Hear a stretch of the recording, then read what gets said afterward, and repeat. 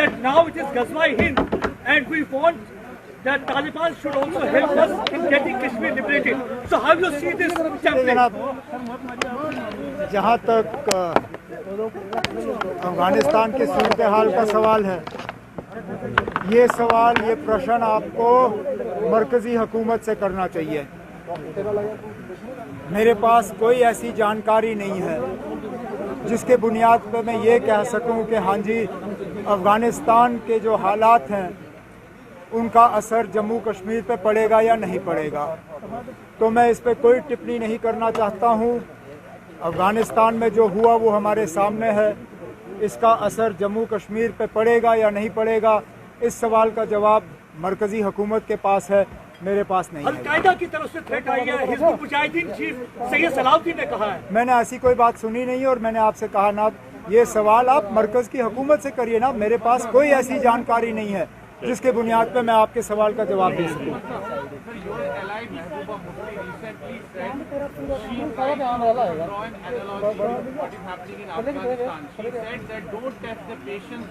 देखिए अब I am not answerable for Mehbooba Mufti Sahiba. 1 minute.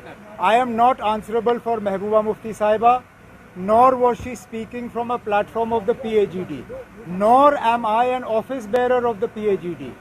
I am here in my capacity as the J&K National Conference Vice President. If there is something you want to ask me about my party and my party's leadership, I'll be more than happy to answer. I am not answerable for anything Miss Mufti says or does on her own party platform. Dr. Saab yesterday said that he regrets. Dr. Saab yesterday said आपको मौका मिला था ना।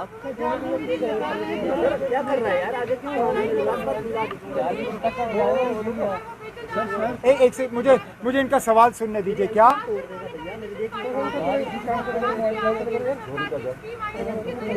मुझे आपका सवाल सुनाई नहीं दे रहा है।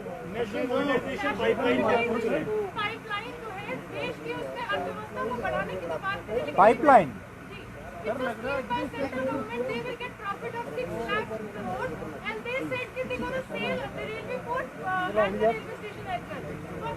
privatization and monetization of the assets of the... Then I think it's important that you draw a distinction between privatization and monetization. Monetization is giving an asset on a lease, but not transferring the ownership of that asset. I see no reason why I should be opposed to a scheme that is looking to monetize an asset that is otherwise not being able to give me a suitable return. If these same assets were being privatized, I would then have questions to ask the government. But as far as monetizing an asset is concerned, if the ownership of that asset is not being transferred and the government is able to earn from an asset that is otherwise dead, why should I oppose it? I support any scheme that will allow the government to raise revenue without putting the burden on the everyday people. My opposition is to the heavily taxed fuel, the way you are taxing petrol, the way you are taxing diesel, the way every day gas cylinder prices are going up. I am opposed to that.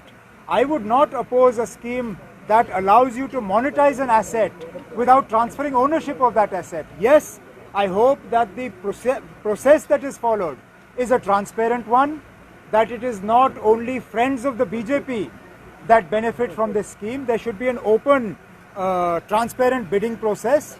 Let those the people who succeed in that bid come forward. Let those assets be monetized and let the benefit of that come to the people of India.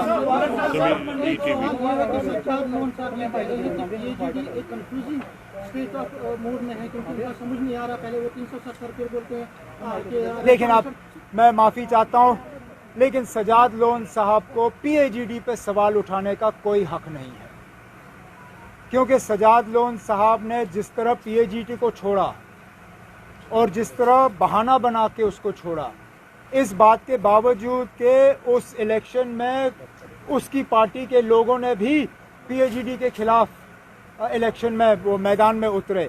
मुझे नहीं लगता है कि Sajjad loan साहब को कोई भी हक है PAGD से किसी तरह का सवाल करने का।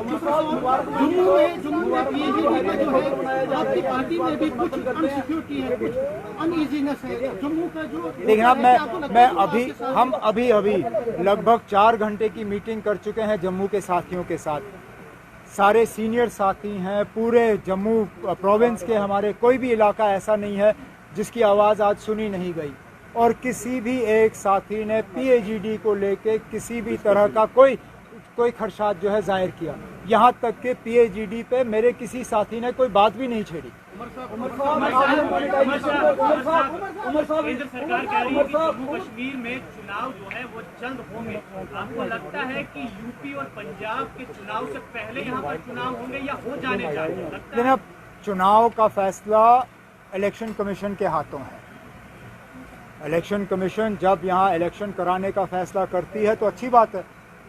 हम तो 2019 में इलेक्शन की तैयारी करके बैठे हुए थे, क्योंकि तब तक हमारा असेंबली जो है वो ख़त्म किया गया था।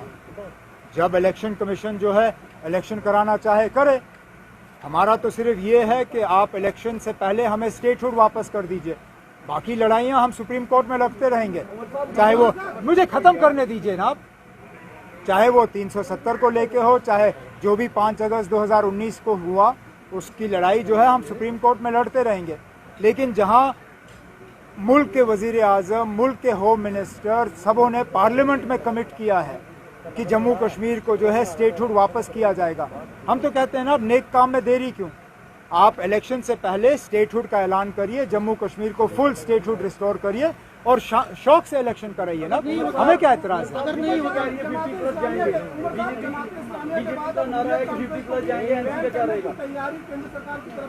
ना, मैंने ऐसी कोई बात नहीं देखी। हाँ, ज़रूर एक एजेंसी के तरफ से ये खबर चली, लेकिन उसके बाद ऐसी कोई कार्रवाई तो हुई नहीं है। कार्रवाई होती है उसके बाद मुझसे सवाल पूछिए नहीं मिलता तो आप चुनाव लड़ेंगे ना। आप मुझे अच्छी तरह से जानते हैं ना, मुझे 20-22 साल हो गए सियासत में। मैं अगर मगर सवालों का जवाब नहीं देता हूँ, क्योंकि अगर मगर सवाल का जवाब फिर अगर मगर में ही आपको मिलेगा।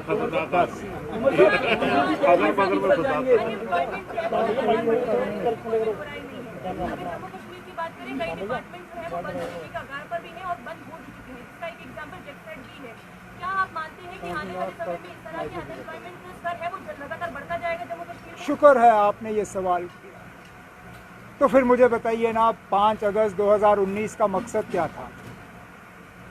जम्मू कश्मीर के लोगों को कहा गया था कि 370 ही एक रुकावट है और 370 के हटने के बाद यहाँ बेरोजगारी का खात्मा होगा। लेकिन आपने खुद सवाल में कहा कि यहाँ बेरोजगारी जो है रोज बरोज बढ़ती जा रही है। तो फिर कहाँ गए वो रोजगार के रास्ते? कहाँ गई वो एम्प्लॉयमेंट? कहाँ गया वो इन्वेस्टमेंट? यहाँ तक कोई बेचारे जो कमा रहे थे उनकी कमाई भी आपने छीन ली। यहाँ जम्मू शहर में अच्छी खासी कमाई जो है दरबार मूव के ज़रिए की जाती थी। ये तो हमें तस्लीम करना होगा कि फाइनेंशियली कश्मीर के ट्रेडर्स को दरबार मूव का इतना फ़ायदा नहीं होता था जितना जम्मू के ट्रेडर्स को दरबार मूव का फ़ायदा होता था। दरबार मूव को कर्टेल करने के बाद सबसे ज़्यादा नुकसान जम्मू के ट्रेडरों को हुआ और वो सीधा 5 अगस्त 2019 का नतीजा था। तो मैं फिर मजबूर होता हूँ ये सवाल करने पे कि बताइए जनाब, 5 अगस्त 2019 का फ़ायदा पहुँचा किसको? अगर बेरोज़गारी नहीं कम हुई, अगर करप्शन नहीं कम हुआ, अगर के मतलब डेवलपमेंट, लोग अभी भी शिकायत कर रहे हैं कि डेवलपमेंट नहीं है। आपने DDC के इलेक्शन कराए, कोई भी DDC का चेयरमैन आज मुतमईन नहीं है कि इलाके में काम हो रहे हैं। तो बताइए ना, 5 अगस्त के बाद आपने हासिल क्या किया? तालिबान के साथ एंगेजमेंट होनी चाहिए, गवर्नमेंट ऑफ इंडिया की। आपको लगता है कि क्योंकि बहुत कह रहे हैं कि वो बदल गई है, क्या आपको लगता है एंगेजमेंट शुरू करनी चाहिए, उनके साथ मौका देना चाहिए? आप कहते हो एंगेजमेंट शुरू होनी चाहिए या नहीं? एंगेजमेंट तो कर रहे हैं। ये तो आज की खबर है कि कतर में आप एक दूसरे से बात कर रहे हैं। अगर आप बात कर रहे हैं तो फिर आप मुझसे क्यों पूछ रहे हैं कि होना चाहिए? आप तो कर रहे हैं। आप कैसे देखते हो उसे? मौका देना चाहिए। लेकिन आप सुनिए, either Taliban is a terror organization or it is not. Please clarify to us how you see the Taliban. is the Taliban a terror organization? If it is not, will you move in the United Nations to have it delisted as a terror organization? Because right now you are presiding over the United Nations Security Council. If it is a terror organization, then how do you distinguish between Taliban and other terror groups? If it is not a terror organization, then please move in the United Nations to have it removed from that list of terror organizations. Let their bank accounts start functioning, and let's not treat them differently. But you can't have different yardsticks for different organizations. If they are a terror organization, why are you talking to them? If they are not a terror organization, why are you banning their bank accounts? Why are you not recognizing their government?